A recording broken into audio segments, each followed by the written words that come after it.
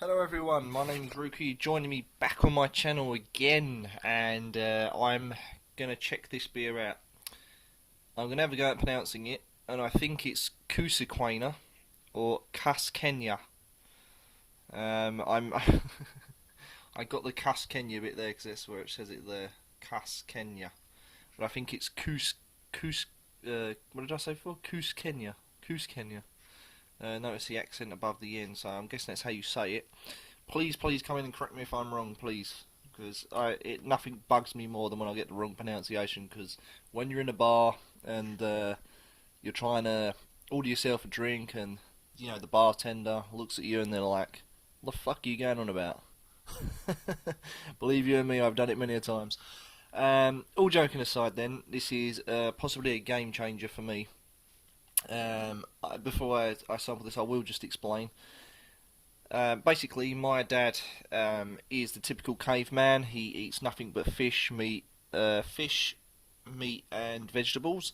And when he drinks a beer, he's only the type of man that will only drink one beer. Now, we all know these kind of people, they really get my fucking nerves because there's a world of beer out there. Hell, why not try it? So, my dad's beer of choice is actually Carlsberg Export, which comes from Denmark, I do believe. Not a bad beer, quite sweet, very nice.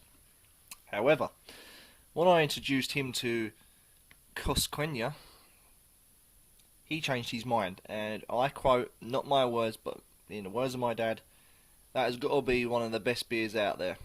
Now, for him to say that, believe you and me, he's like trying to get blood from a stone. This guy does not cave in easy. Well, he sticks to his guns like you wouldn't believe. So, therefore, I thought, why not do a review on it? So, that's what I'm going to do. Anyway, it comes in at 5%, and he's actually from Peru, so that's South America, Peru. Now, Peru, you'd think, how the hell do they produce beer, but they do. Awesome cap. Now, this is quite new to me, because every time I've drunk this, I've never had this. You've got, I don't know what I think that's meant to be the. Can we see that? I don't know if we can see that. Yeah, I think this is supposed to be the mountains apparently that is associated with this beer. Do you know what? I don't even know what the mountains are called. I know it did say. The Golden Incas. Incas? Yeah, the Incas. Incas? Yeah. Inca Mountains, I think that is. Rings a bell, but I couldn't tell you anything more on it. Twist off cap, by the way, so loving that. I hate using a bottle opener. Here in England, we don't get such luxuries as twist offs. We have to use bottle openers. We're not that advanced yet. I think we're behind times. Dear, how I rip into my own countrymen. Right. Cusquena. As you can see, very, very pure. Let me hold up to the light a little bit. I don't even really see much of this lately. Very good carbonation. You can see it streaming all the way constantly. It's like having a lemonade or a Coke where it's just constantly, foaming. There's your head. Very, very good. Quite light and fluffy by the look of it. Very white. 330ml. I must just add that. I forgot to mention that. 330ml. So, yep. I'm gonna delve in.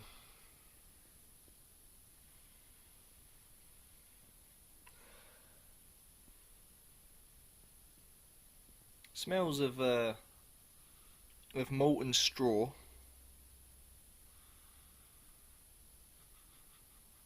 A little bit of like a perfumey smell, but yeah, mostly malt and straw. A bit doughy as well, like a bread. But yeah, smell then, yeah, not great, but it's enough to win maybe a few people over. Wouldn't go too mad on that. But here we go. I'm looking forward to it.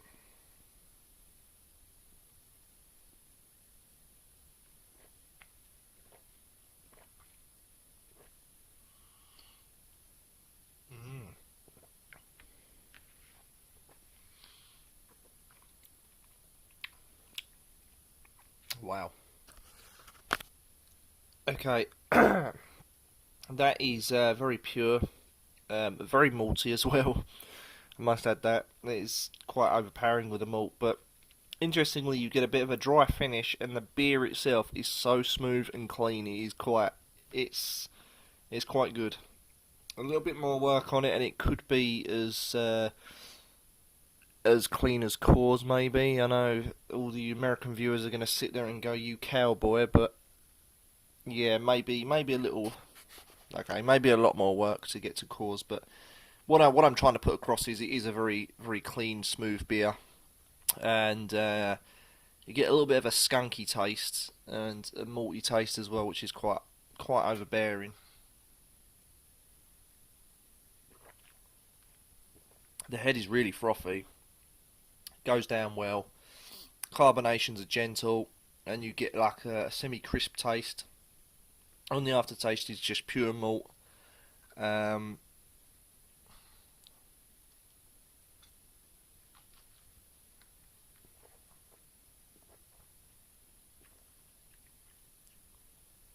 yeah, pure malt and a slight perfumey taste as well.